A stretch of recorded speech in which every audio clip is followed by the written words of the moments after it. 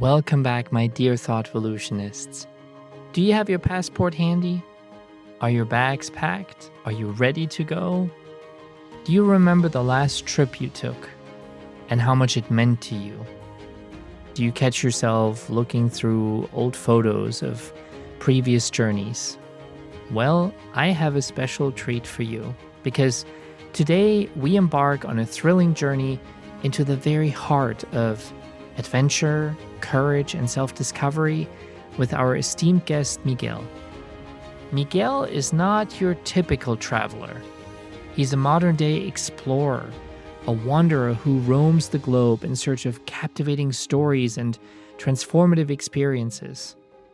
Born in the vibrant city of Monterrey, Mexico, Miguel's insatiable curiosity and deep yearning to connect with the world around him have propelled him on a remarkable odyssey, one filled with daring escapades, profound encounters, and unexpected twists of fate. As a seasoned travel writer and adventurer, Miguel has ventured into the farthest reaches of our planet, from the sun-kissed beaches of the Bahamas to the ancient ruins of the Maya civilization, from remote jungles to the vast expanse of the Sonoran Desert. Along the way, he's danced with danger, gazed into the eyes of sharks, and even stumbled upon the hidden world of the Maya shamans. But Miguel's journey is not just about ticking off destinations on a map. It's a deeply personal quest for meaning, connection, and self-discovery. Through his travels, he has unearthed profound insights into the human condition, forging bonds with indigenous cultures and uncovering the timeless wisdom that lies at the heart of our shared humanity. Today, Miguel joins us to share his extraordinary adventures, his encounters with the unknown, and the transformative power of embracing the unknown. From his daring exploits to his spiritual awakening, Miguel's story is a testament to the boundless potential of the human spirit and the infinite possibilities that await those who dare to embrace the journey. Join us as we delve deep into the untamed wilderness of the human experience, guided by the intrepid spirit of Miguel. Prepare to be inspired, enlightened, and moved as we embark on this unforgettable voyage of discovery together. Stay tuned, my dear thought volutionists, as Miguel's extraordinary tales of adventure and self-discovery unfold before your very eyes. This promises to be an episode you won't want to miss. So, get ready. Let's embark on this journey together. Hey, Miguel, it is amazing to have you here as such a passionate traveler. Of course, I wonder, where does your story begin? What was your upbringing like, and what originally sparked your passion for travel and adventure? Hey, Stefan, thank you so much for having me. I'm very excited to have this conversation with you and to share my story and some of the amazing things that I've gotten to experience and see while on the road. I would say that the story starts deep in the boundlessness of childhood. What actually some of my first journeys in the world where I did by reading books about the world. So I was a super avid reader when I was a child. I was raised in an upper middle class Mexican society in northeastern Mexico in the city of Monterrey. So growing up, I my parents really stimulated reading. I just gobbled up every single book that I had access to. So when I got into school age, I was really the bookworm in the class. So, I had problems because being such an agreeable kid, I had problems with bullying. So I would spend like recess just locked up in the school library, just reading all these books about all these adventures and all these different adventures that I admired and who I aspired to be one day. I mean, deep inside, I really aspired to be an adventurer. I would read stories about, the doomed Arctic expedition of Sir John Franklin in the 1800s, searching for the Northwest Passage. I would read about Mel Fisher's expedition that took years and years trying to find the Atocha sunken treasure in off of the shores of Florida.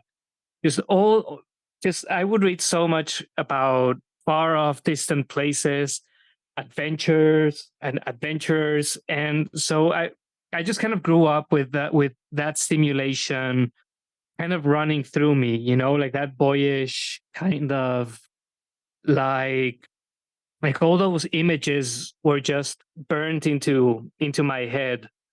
But growing up in like the conservative society that I grew up in, here in Monterrey, it's a very industrial city, it's a very business oriented city, so everybody is just, organizes their life around that kind of work.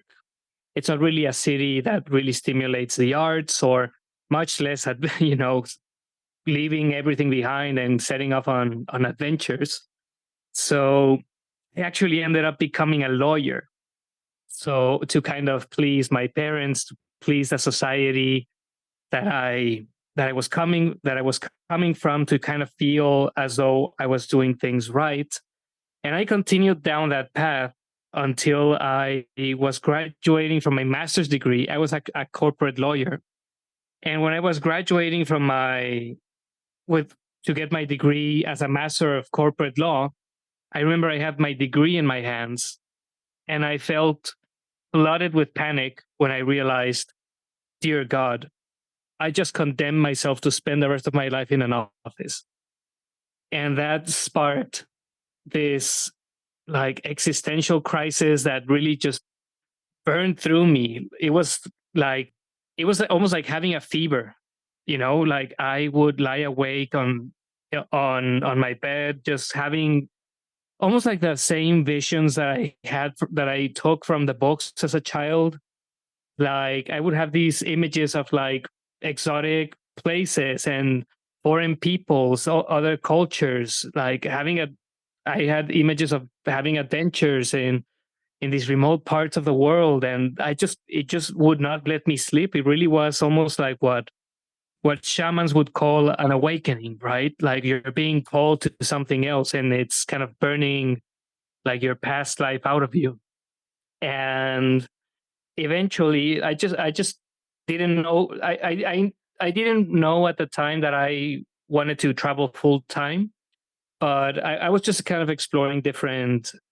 I just knew I didn't want to be a lawyer anymore. I didn't like it. It didn't suit my personality. I've always been very creative, very extroverted, very much a person who likes to be out in the world, not so much, hidden behind a desk. And eventually, during that turbulent time, I had this memory from childhood come back to me. And it was a memory from when we were in kindergarten. And it was one of those typical exercises that you do in kindergarten where, the teacher will tell you, oh, draw what you want to be, when you grow up. And I remember, most of the kids were drawing like policemen and, oh, I want to be a doctor. I want to be a fireman, and the occasional stockbroker because it is Monterrey. And I remember that I drew a map of Africa, complete with jungles and rivers and mountains and lions and a compass to guide my way. Like the childish image of what Africa is. And I remember telling my teacher, I want to be an explorer. I think that is so So amazing and striking, just how aware you were of what you wanted to do in life. And yet you originally chose to please people by walking along a path that they had predetermined for you. Why yeah, exactly. why did you do that? I mean, was it just because it was expected of you? I don't know if it's a cultural aspect that plays into this, or why did you choose to please people over this deep desire and urge to see the world instead? I grew up in a household where you had to conform to kind of like the, like the family's expectations. It's very much a cultural thing here, in at least in northeastern Mexico, where like society is very, it's very stern, very Catholic, very conservative, very traditional. We can be far reaching and futuristic too, but it is very much rooted in convention. So doing things that are unconventional just kind of made you a target, as opposed to giving giving people a reason to celebrate you, right? Mhm, mhm, Like for example, most of the northeastern Mexicans famously do not like reading. They actually will boast of the books that they never read, as opposed to the ones that they did. So when I used to read so much, it just made me like such a different person, because it just kind of went out against the grain of how everybody else was. And it's not that I wanted to be different. I just was. The only real compass I had was my nose. I was just following my nose. There was no way I couldn't follow it. Right? It's always right there in front of me. So I was just following my nature, and just kind of growing up. That was that wasn't really encouraged. So actually, the reason that I chose law was because ever since I had learned how to read, I also wanted to be a writer, because I mhm. just loved books so much, and especially, of course, adventure books and travel books. So I chose law with the thought that, oh, many famous writers are lawyers, and I can actually like study the art of writing, even though I'm not actually studying like literature directly, or like Spanish, which is what I would have studied here in Mexico, Spanish literature. Mhm. And so it just seemed like a good idea, like a good backdoor, unconventional way to get into writing. And I wasn't too far off. Nobody will correct your writing like a senior lawyer will, believe me. So it was through practicing law that I actually began my first forays into the craft of writing. Because before that, I had the imagination, I had the stories, I had the ideas, but I didn't really have the craft because I hadn't studied it in school, right? But the practice of law showed me how to be concise, how to communicate ideas, how to edit things down, how to be clear in my communication. So, like you said, I mean, I think I was subconsciously aware of it, and that awareness kind of expanded on its own until it just started taking over, and it was just demanding to be heard. So that's a Like good in that's a good point right there.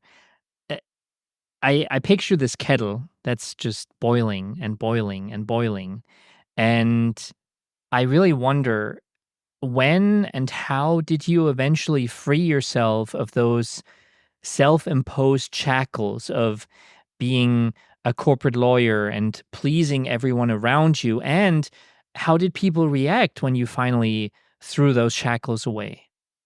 well, what ended up happening is when I went through that kind of spiritual sickness, I mean, quote unquote, that fever that was burning through me in those moments. When I had already taken several trips before that. I had actually had, near runs diving with sharks in the Bahamas. I had backpacked through the Riviera Maya and had loved it. Had met people from all these different nationalities. I had all this fun. So I knew I wanted to travel, but I also knew that I wanted to be a writer. And so the natural thing was to write about travel, right? So to just have my own adventures, write about them, and then just try to publish them through either articles stories or in long form. Mostly, I in my career so far, I've written in long form, so mostly books has been my focus. And more recently, more visual journeys like through photography and video, like in my YouTube channel. But in those moments, I when I decided, okay, I'm going to quit my legal job to actually start my own legal practice so I could sustain travel. And at the same time, I decided I would travel somewhere and start writing travel books. But the question then became, well, where do I travel? What do I write? What do I write about? Like, what is it to explore in a world where you have GPS and Google Maps has access, you have the entire world mapped out. So what is it left to explore? And then it just hit me. We haven't really explored the that depth and the richness of who we are as humans fully. So I thought, well, this is where I can actually make a contribution. I can have these adventures among different cultures, live this like collision of these two worlds, and write about that very human experience and share it with people. And who better to exemplify like that contact of worlds than indigenous peoples? So I decided, well, I'm going to start a project. Back then, I used to call it Around the World in 80 Tribes. Nowadays, I changed it to Parallel Worlds, which is really what these worlds are.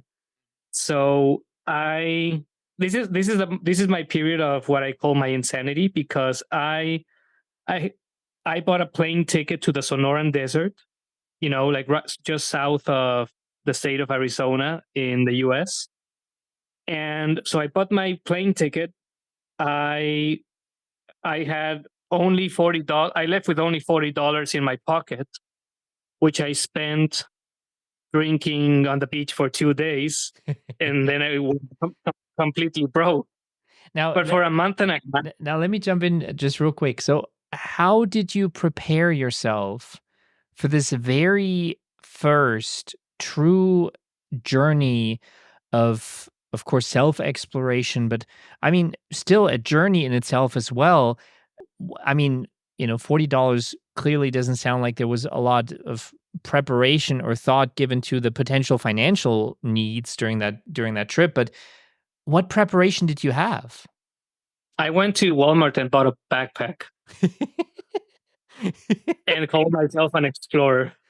Wow. Uh, That really was pretty much the extent of it.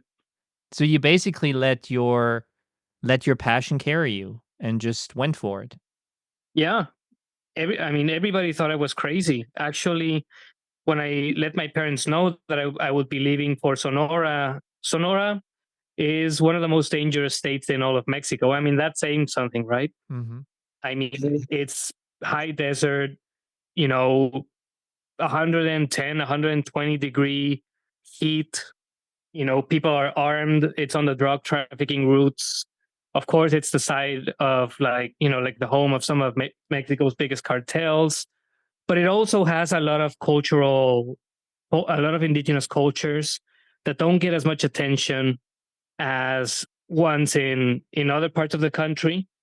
And I had just come back from a very short weekend trip to the city of Hermosillo in Sonora for a wedding that never happened with my friends. So I had gone to this museum, and I had realized, oh, there is so much culture here. There's all these different indigenous peoples that I can visit, and it just kind of seemed like the right idea at the time.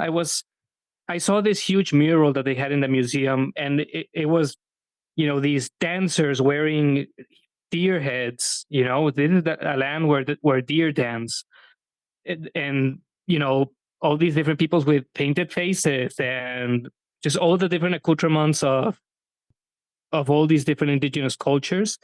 So I just felt called to this place to try to get into these tribes and see if I could live some meaningful experiences with them that I could later share. And So and when you, Miguel, when you told your parents about this trip, uh, did you like, had you already given up your job at that point? Did you quit right away and went on this trip, or was this more a first trial or, potential temporary travel idea? no, I had just quit my job maybe a month or a month and a half ago, before that. Mhm. And actually, when I told my parents, the first thing that they did is they took me to the psychologist. Wow. Well, actually, to a psychiatrist, because I was clearly crazy, right?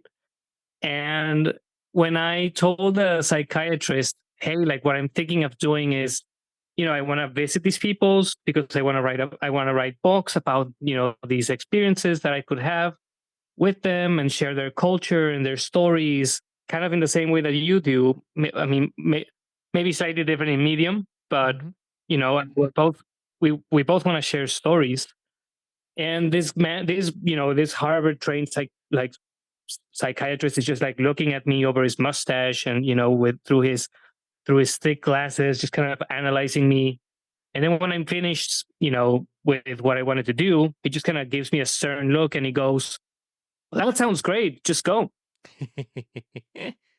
So that was I like to joke that that was the best, worst, money that my parents ever spent on like a psychiatrist, because it empowered me to go, Mhm. and it did not achieve the effects that they were hoping to pay for, right? So after that, I jumped on the plane and I was out there in Sonora, and I hitchhiked for 2,000 kilometers and visited four different indigenous cultures and stayed with them during the course of those first travels, which lasted for a month and a half, on during which I traveled with literally no money because I had drank it all, remember? So And how did you, I assume that the indigenous people were just very welcoming and they ended up feeding you, or what did you live off of? well, people were just generous. Mhm. Like people would offer me rides, or hey, stay here. I tried couch surfing, like for the I think that was the first time I had done like a couch surfing stay. As in like through the couch surfing, traveler community or app. You know, this was way back in 2016. And as I visited these different peoples, I would stay with them. They would prepare like a bed or a little corner in the room or whatever the living situation was, and I would eat what they would eat, drink what they would drink. Sometimes somebody had like would move on to another village and I would go with them. Other times I stuck my thumb out in the middle of a desert road and hope for the best. I would beg bus drivers to take me with them. I mean, Were there ever moments, especially during those early travels? I mean, you just came out of this, kind of cushy corporate job, cushy kind of life. Were there ever moments of fear or uncertainty whether you made the right choice? every single step was uncertainty. I mean, there were moments where I remember, like, we're going to a Yaqui village. I don't know if your readers are probably are familiar, a little familiar with who the Yaquis are.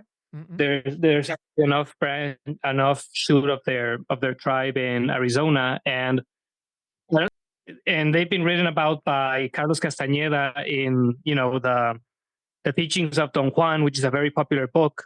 One of the many people I admire. So I actually stayed with. I was going to visit spiritual healers of that same tradition, but it had gotten late, and I hadn't caught a ride early enough. So by the time I was out in the desert and the truck that I had hitchhiked on dumped me by the side of the road in the middle of nowhere, where the road into the interior of the desert where these villages are started, I it was nighttime and I was actually thinking, oh, I'll just walk to the village. It's only 25 kilometers or so. I mean, if I don't get a ride, at least I'll get there by sunrise or something, right? And as I'm starting to walk up the road, there was a bit of construction going on by the side of the road. So there were these guards who were these Yaquis who were, taking care of some machinery that was there, that was stored there. And they could come running up to me, hey, where are you going? And I just said, oh, I'm going to this village. There are people waiting for me. I'm supposed to get there, but I just don't have a way to get there. And they tell me like, no, you're not. If you go up that road, they'll shoot, like you'll get shot because it's there was just such heavy cartel presence in that area.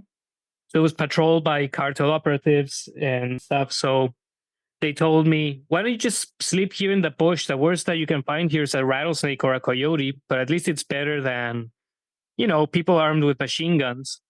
And it's kind of those moments where you go, oh, this is actually happening. Like this is reality. Like this isn't like a scene out of like out of Treasure Island. Like these are like actual. This is like an actual situation. But actually, luckily, I did this van passes, and these guards stopped them. They talk to them in their language, and they tell me this is one of like the governors of the villages. They know the people you're staying with. They're gonna go drop you off, and I just got a ride straight to the house where I was gonna stay. So I mean, plenty of moments like that. Or for example, I had to go kind of around the border area back towards the south, and I had no money. So how would I do it? And I just started asking around in the bus station until one of the drivers just agreed to take me on as a, just as a favor. And so there was uncertainty at all these different points, but somehow you get through them. Somehow you find solutions. And also I feel that the reason that traveling like this is so spiritual, at least for me, is because you have to trust the universe. You have to trust that things will play out, that things will go right. Of course, you shouldn't be stupid. Like they say, you shouldn't tempt God, right? But it was this exercise in trusting the road and trusting that my path would open up and I would find the way. And that's kind of how these first travels happened, and happened ever since. So, Miguel, this corporate lawyer goes on this trip, the guy who, for the better part of his life, learned to please people, to kind of bow down to what's expected of him. What did this very first journey teach you about yourself? It taught me that I was that I have a connection to the world, that I have a place in it, and that it taught me that I have a wild side too. It's not just convention and things that are serious or professional. And I have this side of me that is adventurous and trusting, and I can be brave and I can be vulnerable and I can take chances and actually go for what I actually want out of life. Mhm. That it was okay to leave that life behind, to seek adventure, and most especially seek adventure at the same time when people didn't want me to do that, but I wanted to do it for myself. So, and that was the most important thing. So it really taught me to learn to trust my own path, and to learn to trust my own intuition, and to just have the guts and the bravado to actually, you know, follow that path despite despite the well-meaning, well-intentioned words of others. Speaking of those others, what was it like coming home after this trip? No, it was very strange because I had lived all these experiences, and it still happens to this day.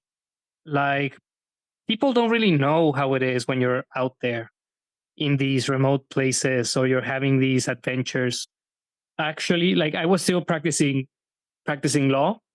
So I had clients in Monterrey, who I would be working with. Like, this is way before digital nomads were a thing.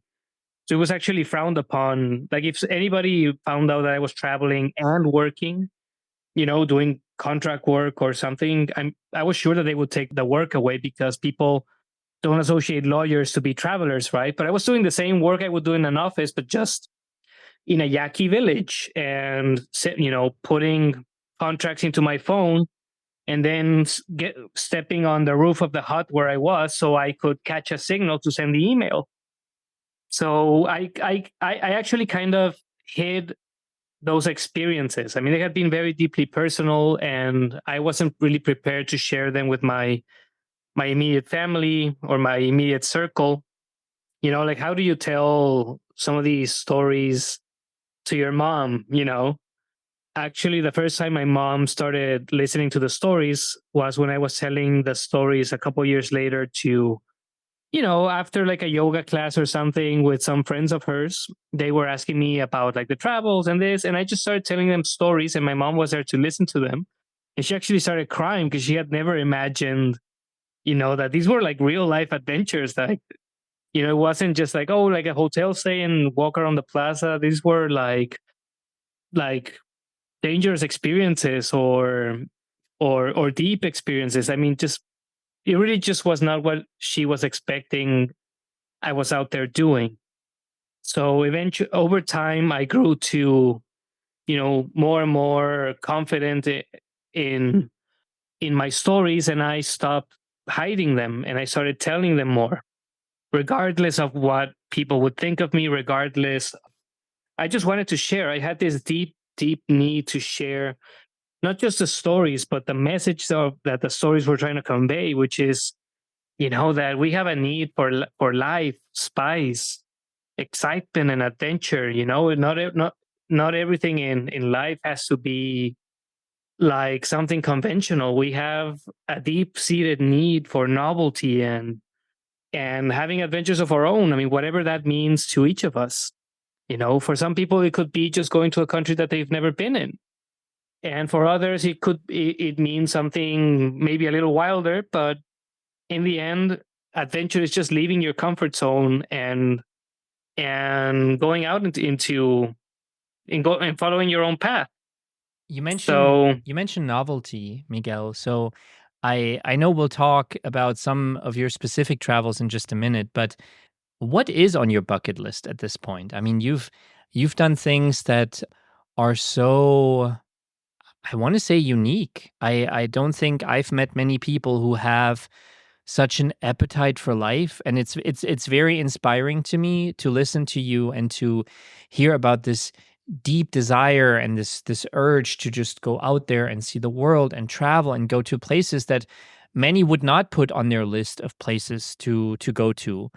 So what is on your bucket list? I actually have a bucket list of things written down. Let Feel free let me to dig it out and share it. I would love to hear it. Okay, so these are more like specific experiences that I would like to have. Mhm.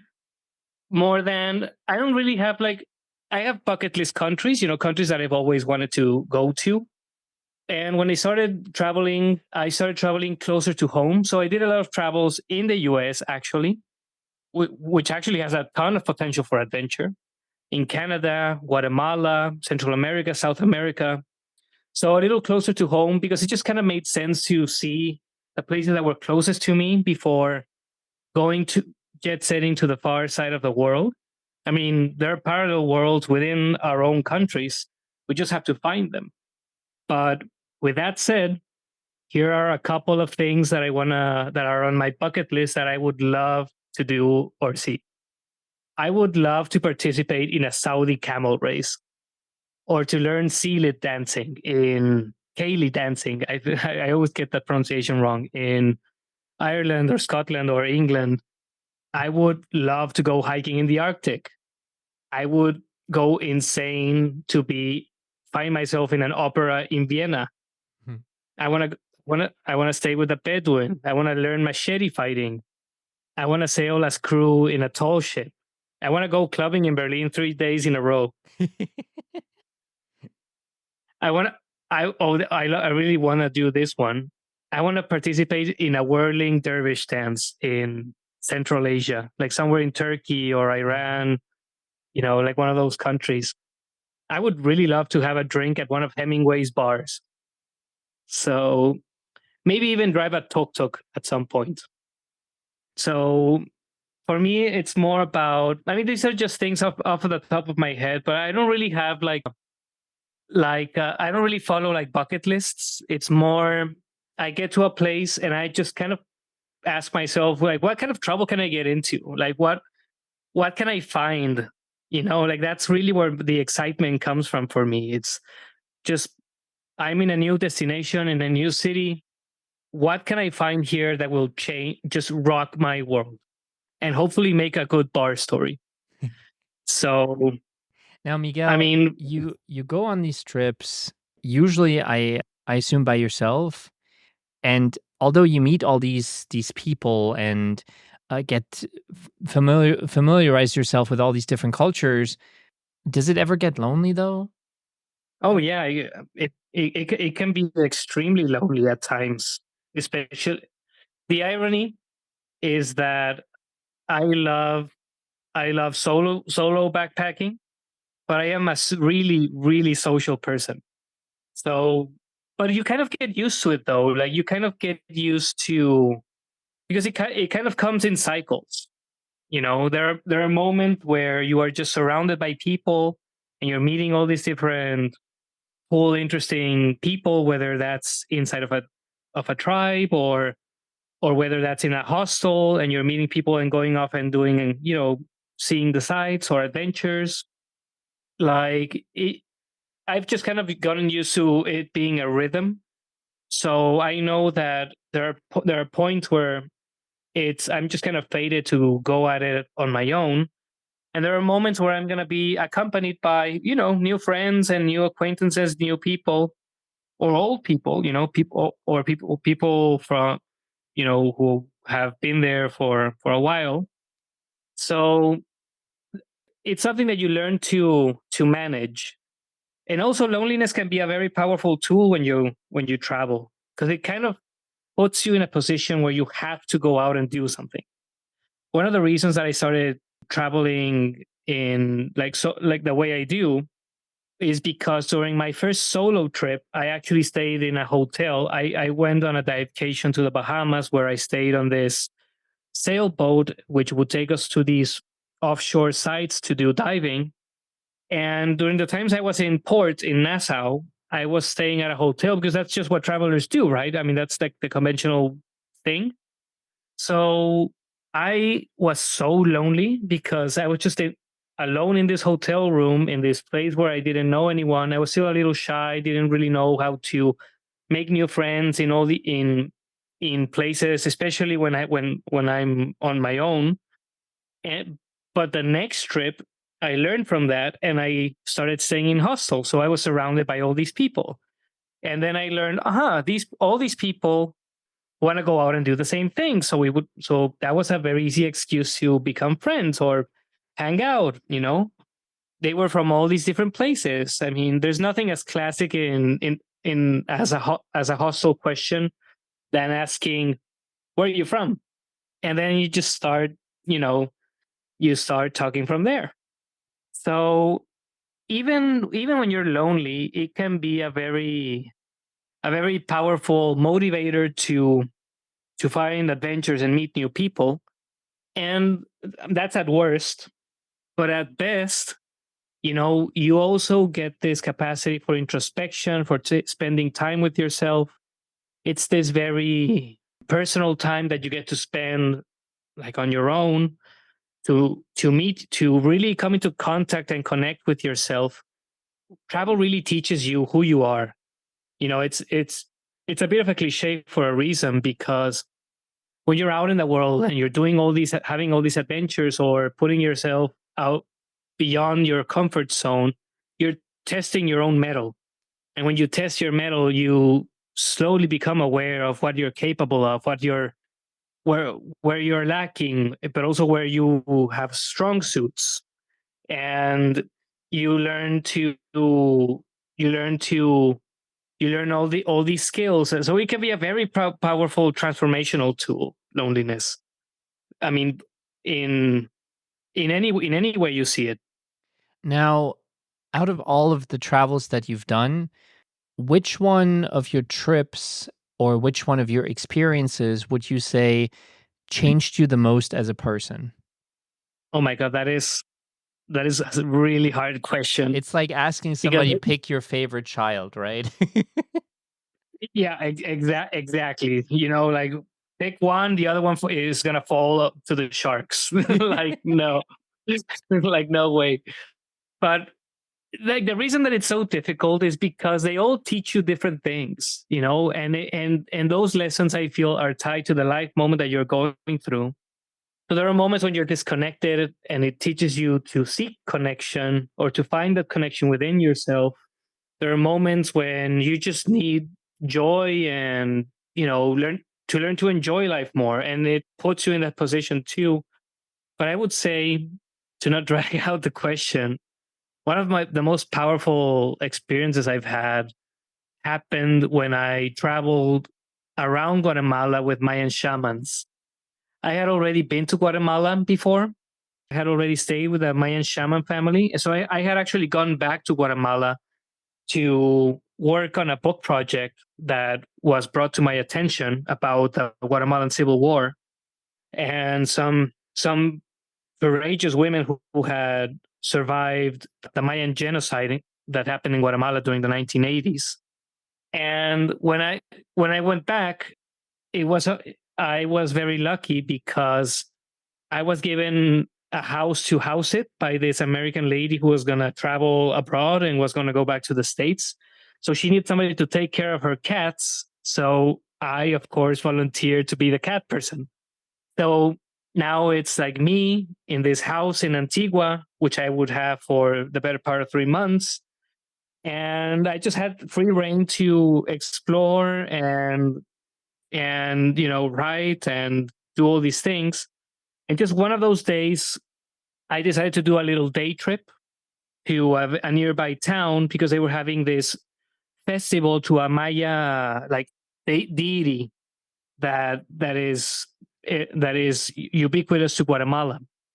It's he's called Mashimon. He's kind of like this like mysterious chain smoking, like liquor drinking, womanizing, spiritual protector guardian of the Mayan people. And they were going to have the festival in a nearby village. So I took a bus there and I'm in the middle of the festivities there. And it's insane, Stefan, because it's like all these people are getting drunk, their bodies piled on the floor from people who have passed out. They were dragging them out like they were dead people.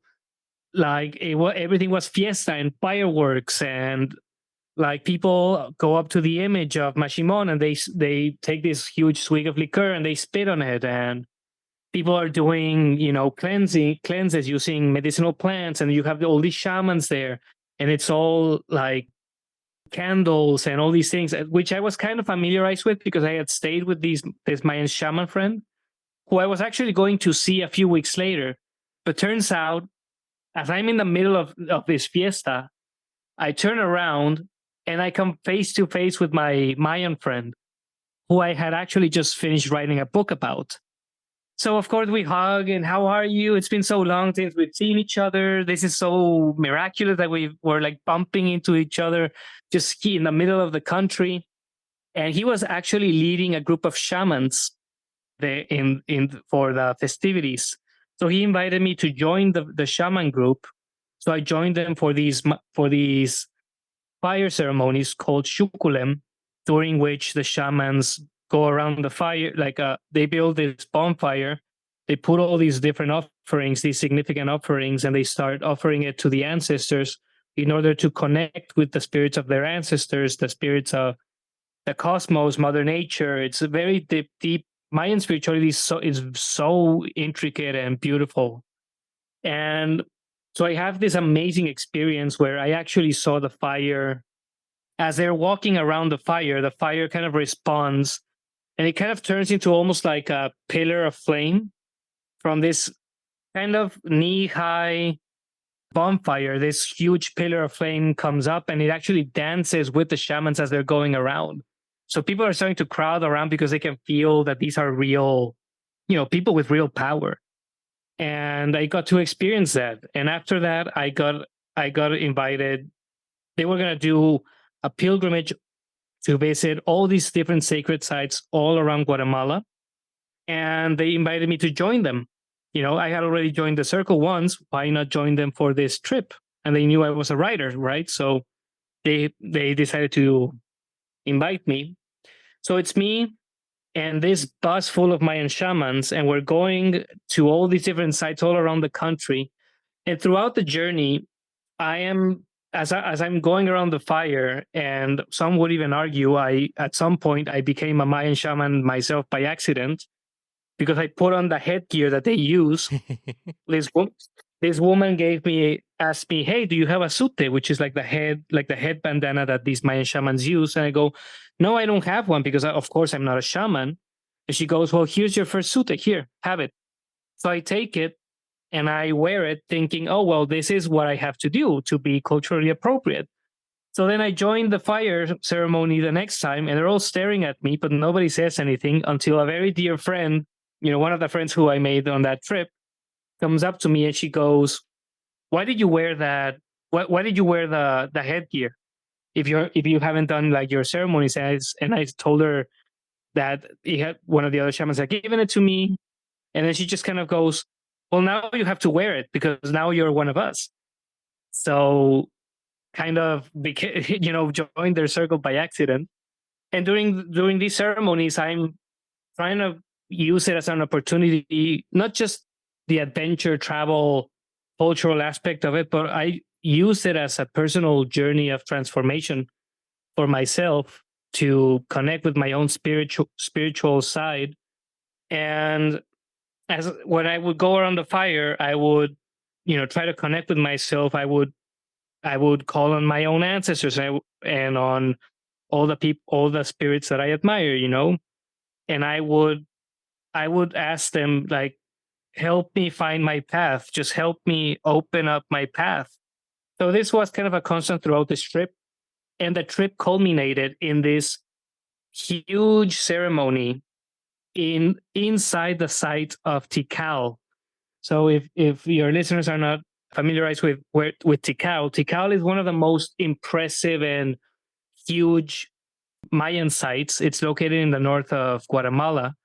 So we actually got to hold a fire ceremony in front of the Great Pyramid in Tikal. So we're surrounded by pyramids and we're having this ceremony.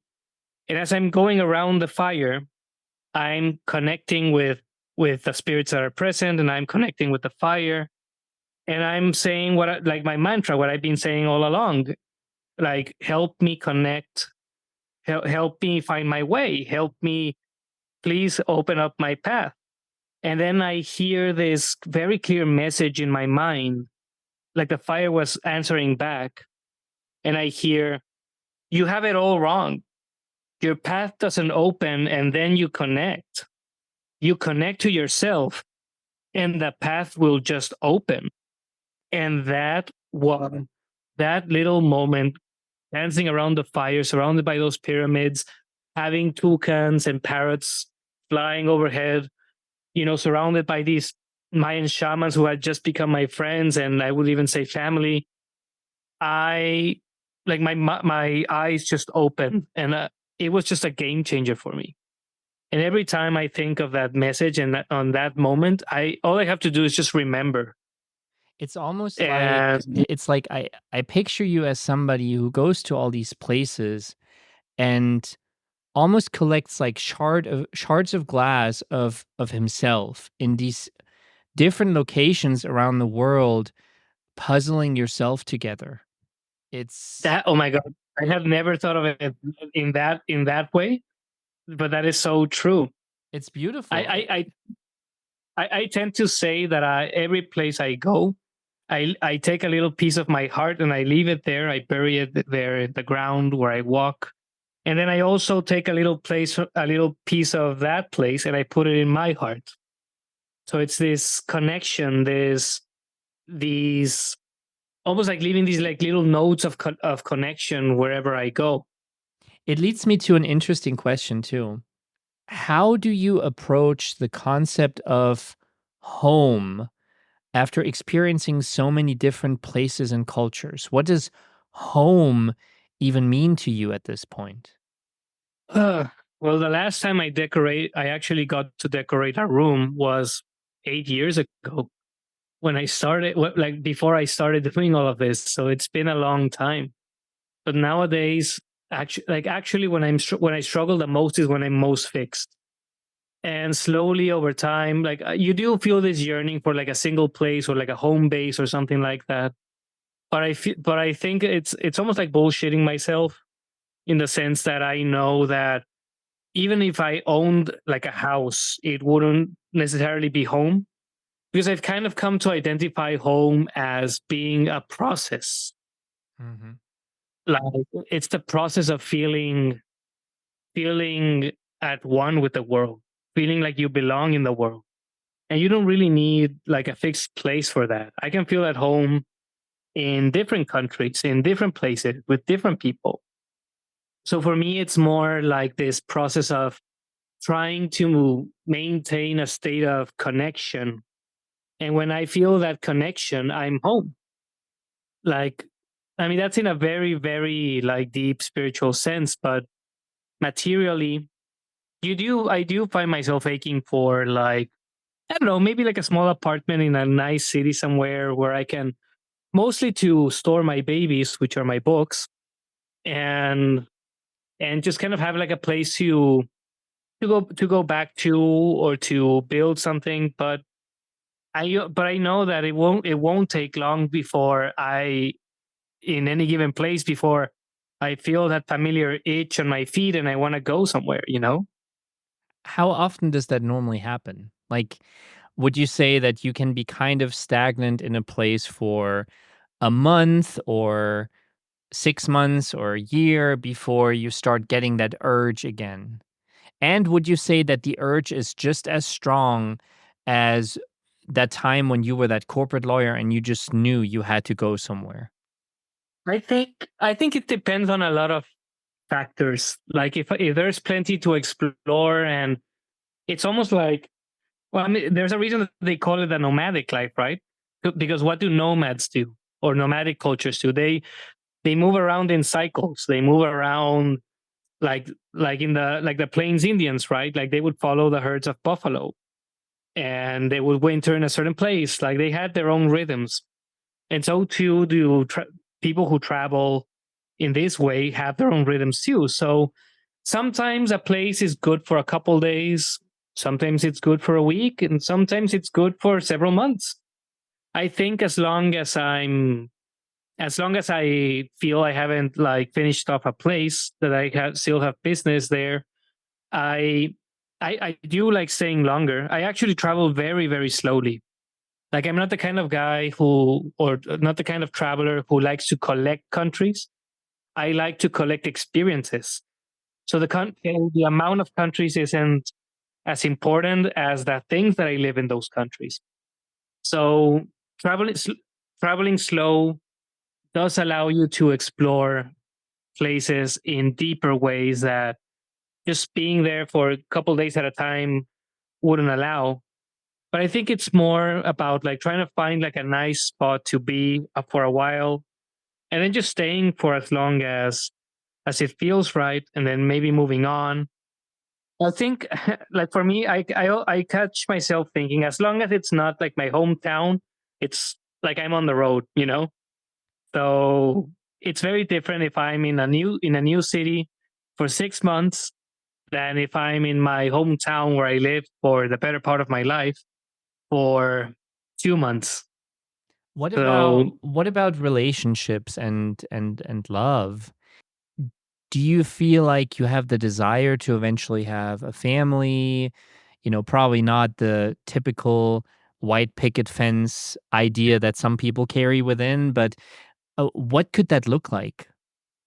you know, I hope I'm not deluding myself, but I've always thought that you know if somebody doesn't have that same like adventurous side to them, like we probably wouldn't be like that good of a match, because that's something that I need. Like, how would it work otherwise?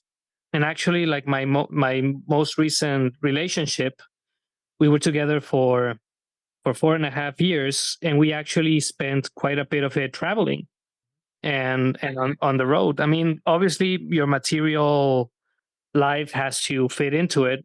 Not everybody's jobs or life priorities or obligations allow this kind of a life, right? I mean, I think I do feel we can all do it to a certain degree.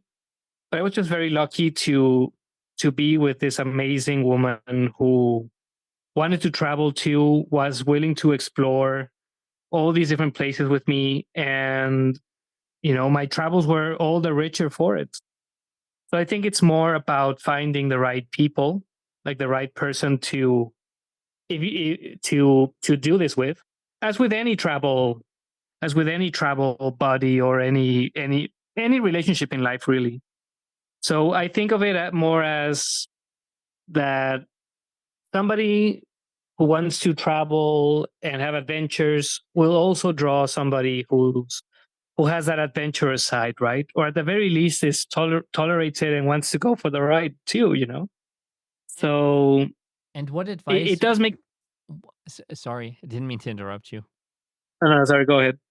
What advice would you give somebody else who might be in a similar position like you once were, and who's an aspiring adventurer who wants to just get out and see the world?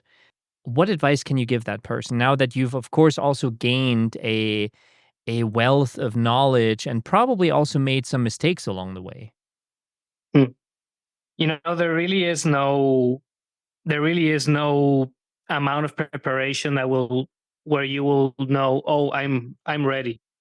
Just go. Just go, and whatever you need, you already have with you. Whatever you need to learn, you will learn on the way. Just go.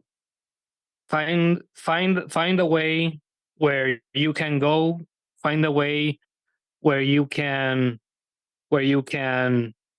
create, be follow that path to where, and just resolve to follow it to where it leads you. And usually 99% of the time it's somewhere wonderful. Mm. like like when I started traveling, I didn't have a lot of money. I still don't, so I'm an artist. But so I needed to adapt and find a way, and I that's why I started doing that adventure traveling. uh, at first it was out of necessity, because of course it's not like I can just rent out like a fancy hotel room or something and just be there. It's you do what you need to do to to live the life that you want to live, and to achieve the dreams and live the experiences that you want. It comes with a price, but always what you get in return is infinitely more valuable than what you put in. I love that. I love that. And I love the concept of just go. It's like you can make a million different plans. You can obviously you're going to have to kind of do this within your means. I don't think we should advise everyone to just have $40 in their pocket and just get out in the world, but overall, I think we can all agree that oftentimes we are our own stumbling block. We're the ones holding ourselves back. It's not really the people out there. Like when you said you did all these things to please people, it's because you believed it was expected of you. And you basically held yourself back from this. So I think the message is a very important one. Just don't hold yourself back. If you have the desire to do something, go for it. Do it. Something else that you do that is very captivating is you don't just have these experiences for yourself, you actually share them with the world. And one way you do that is by telling your stories. How do you approach storytelling in a way that honors the cultures and the people you encounter during your travels?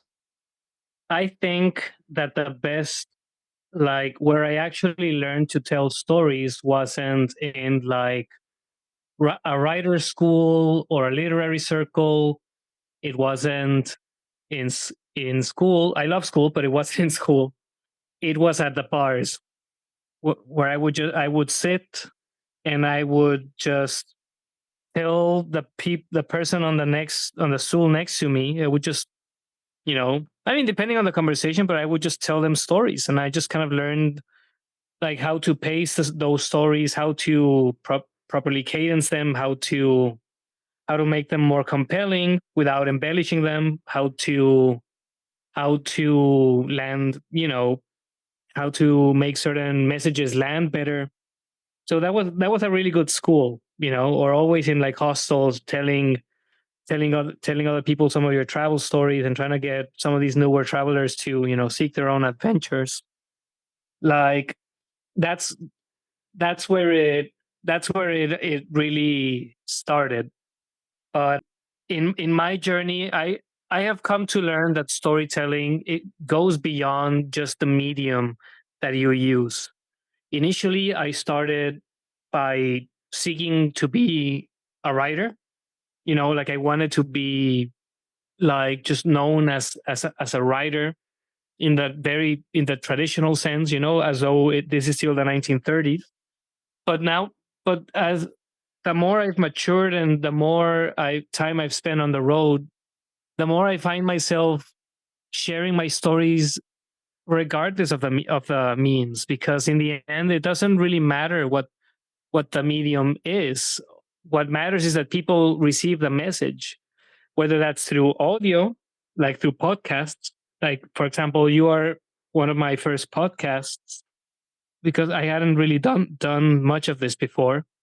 But I thought this is a great medium to tell people their, like, some of the stories when they might not be somebody who reads or watches YouTube videos, or hasn't found me, or through photography. Like maybe like a year and a half ago, I had my first photography show, and it was all pictures that I took with my phone. I mean, I think that they were half decently taken pictures, I mean, in a technical sense, but they were pictures that told stories.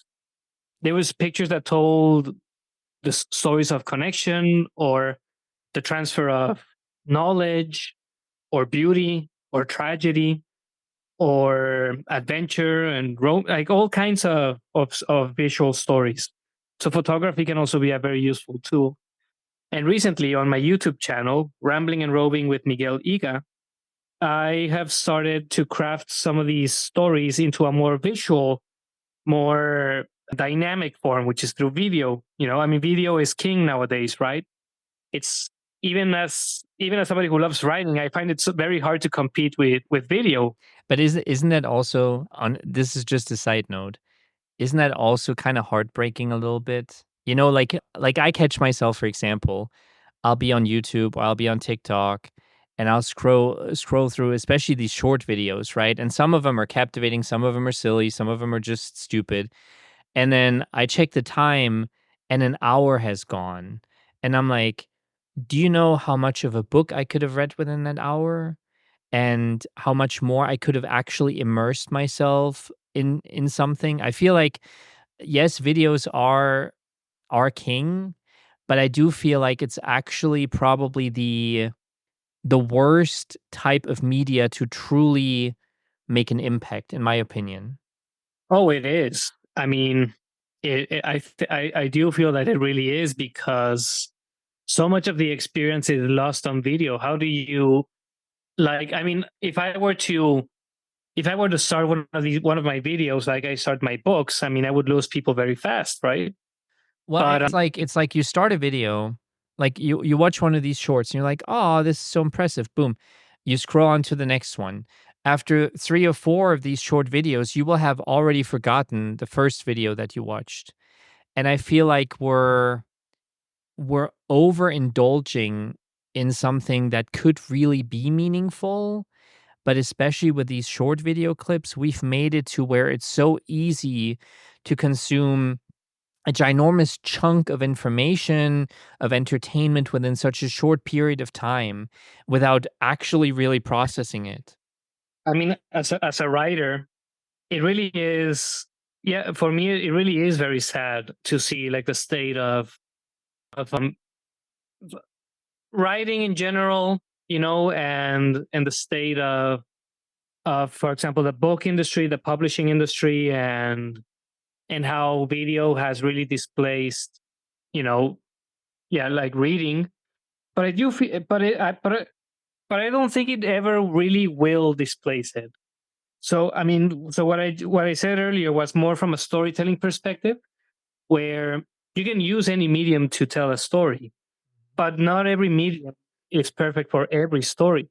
So there are stories where if I want to go deep into, like for example, that story that I was telling you a little bit ago about traveling with the shamans, I'm writing a book about it. And I also have video, and I could tell the story. I can tell the story in a video, in a video way, but it will not convey the depth of the experience like writing will. Yeah. And it does not allow the experiencer, the storyteller, to properly process the story in a way that will really bring out depth and the real profundity of the travel experience. I'm It is something to strive for, and that's something I really try in my videos. I really try to drag people into like the places where I'm traveling through. I really try to do, not so much like the commercial kind of like travel vlogging that you'll see, most people do.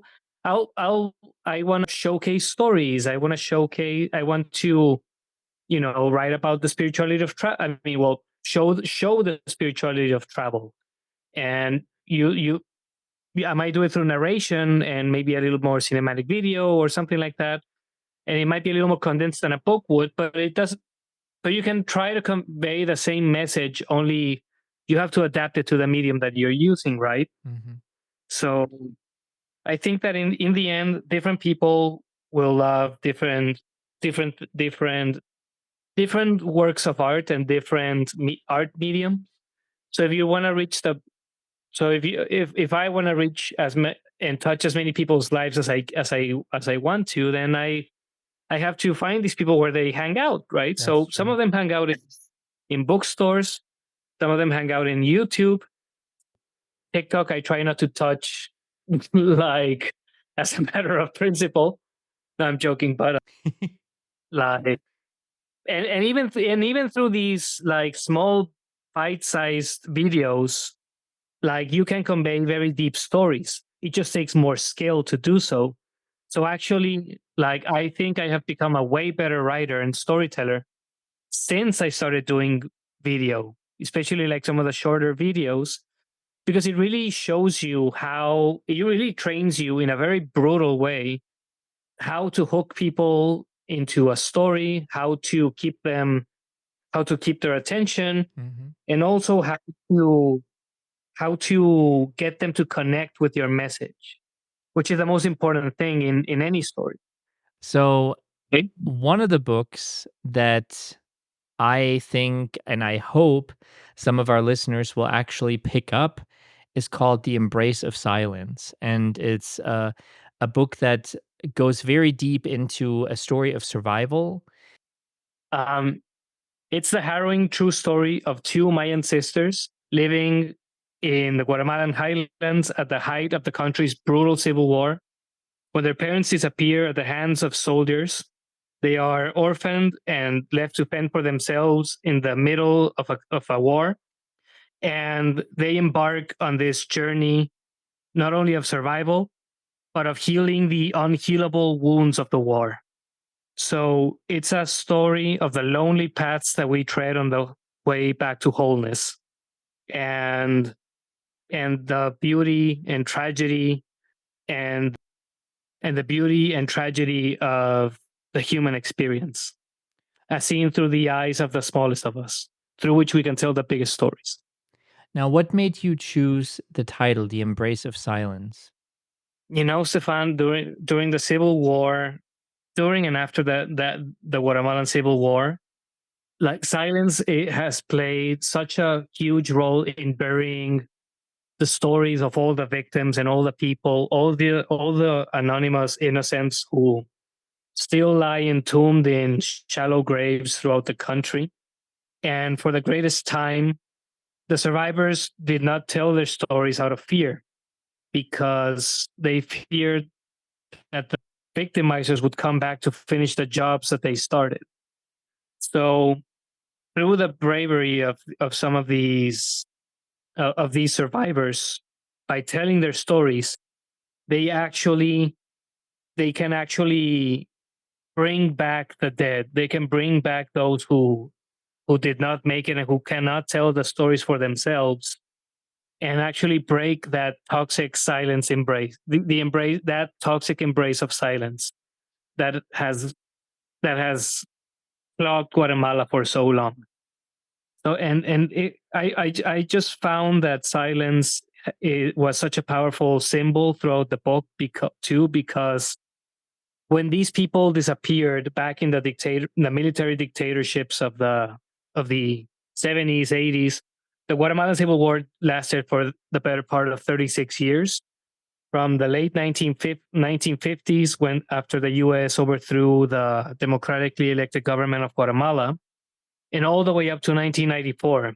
So it was all that generations of Mayans could remember.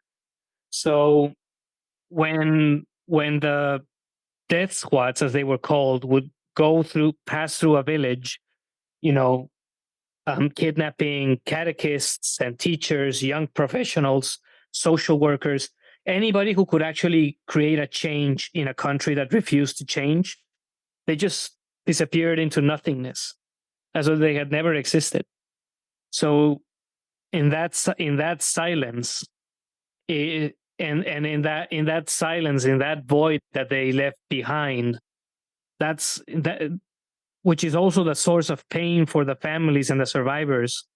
That's the same place where they can be remembered, in the hollow spaces that they left behind. Like, that's the shrine where these survivors remember them, where they remember their loved ones who, one day went out to sell fruit at the market and never made it back, or spoke out against injustice and were never seen again.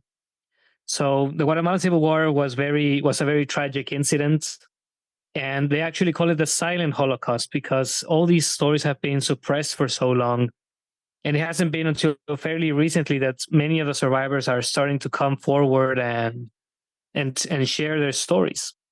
And I think it's a beautiful So thing that you share those stories with the world for them, because a lot of the voiceless who may not have the means, the capabilities, the skill to share those stories, to take these stories out into the world, they depend on people like you. So I think that's phenomenal. Now, if our listeners are interested in reading your book, in finding out more about you, learning more about you, your travels, maybe future travels, and also see, yes, those YouTube videos, YouTube shorts, where can they go? How can they get their hands on that book and on more information about Miguel? Well, you can find the embrace of silence on all of on all of the larger, and also the smaller ones, the more indie presses too, like Amazon, Barnes and Noble, iBooks. I actually published it in all these different ebook marketplaces, and it's also available soon as a paperback on Amazon and on all these bigger platforms. So you can also learn more about me and my work through my website, ramblingandroving.com. And you can follow my adventures in a visual way, like we were saying earlier, through my YouTube channel, Rambling and Roving with Miguel Yga, where you can see some of the insanity that happens when you're when you're on the road. And visit me at any one of these places, drop a comment and say hi. I like it when people come stop by and say hi, say that they enjoyed such a story or so, and I try to respond to as many as I'm able to. And yeah, I mean that's where I put up most, if not all, of my content. And I have many other books coming out. So The Embrace of Silence was my first book, but I'm also working on publishing my actual travel books about my adventures among all these different indigenous peoples.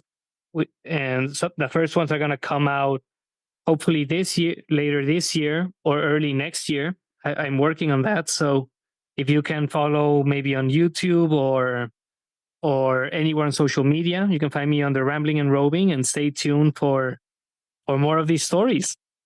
Perfect. And of course, the links to all those pages and websites and online booksellers can be found in the show notes. And I would like to thank you, Miguel. This has been a captivating conversation. It kind of makes me very eager to plan my next travels. So, thank you very, very much for sharing this with me and with my listeners today. Thank you so much, Stefan. And just before we go, I really want to ask you, where are you planning to go on your next travel, now that you mentioned it? So it's not as spectacular as it could possibly be in the grander scheme of things, but I am planning a trip to Germany this summer with my two sons. One of them has already been, and my youngest son will see my home country for the first time. So it's quite emotional and exciting Of course. to show him where I grew up and introduce him to my culture and some more family members that he hasn't met yet. And so it's that kind of trip. But I do have, of course, also a little bit of a bucket list that I shall share at maybe another point. Perfect. Well, I mean, talk about a journey of connection. I wish you all the best and safe travels on this amazing journey that you're about to embark on. Thank you, my friend. Thank you. As we draw the curtains on this captivating episode with Miguel, my dear thoughtvolutionists, we find ourselves lingering in the echoes of his extraordinary adventures, his unwavering spirit, and his boundless passion for exploration. From the bustling streets of Monterrey, Mexico, to the ancient ruins of the Maya civilization, Miguel's journey is a testament to the transformative power of travel, storytelling, and self-discovery. Three things that, as you know, I hold very dear. In traversing the landscapes of both the external world and the inner realms of the human spirit, Miguel has unearthed the wealth of experiences that transcend the boundaries of geography and culture. His encounters with Maya shamans, his brushes with danger in the depths of the Sonoran Desert, and his moments of profound connection with indigenous communities stand as testaments to the universal language of human experience. Now, through his writing, Miguel invites us to embark on a journey of introspection and exploration, and he's inviting us to see the world through the lens of wonder, curiosity, and empathy. I highly recommend his book, The Embrace of Silence, as it serves as a beacon of hope and healing, offering solace to those who have known the scars of conflict and the ache of loss. It's a great read, and I truly recommend it. As we bid farewell to Miguel, we are reminded of the richness of the human experience, the beauty of diversity, the diversity of different cultures and different people, and the transformative power of storytelling. His words resonate not only with the thrill of adventure, but also with the quiet wisdom of introspection and self-discovery. To Miguel, we extend our deepest gratitude for sharing his stories, his insights, and his indomitable spirit with us today. May his words continue to inspire, uplift, and illuminate the paths of those who dare to dream, to explore, and to embrace the unknown. And to our dear thoughtvolutionists, as always, we thank you for joining us on this remarkable journey. As you navigate the twists and turns of your own adventures, may you carry with you the lessons learned, the memories cherished, and the spirit of discovery that Miguel has so graciously imparted. Until we meet again, may your hearts be filled with the echoes of distant shores, your minds with the wisdom of ancient cultures, and your souls with the boundless possibilities that await on the horizon. Until next time, my dear thought evolutionists, stay curious, stay adventurous, and keep exploring the vast and wondrous tapestry of our world. I can't wait to see you next time, and I love you lotsies.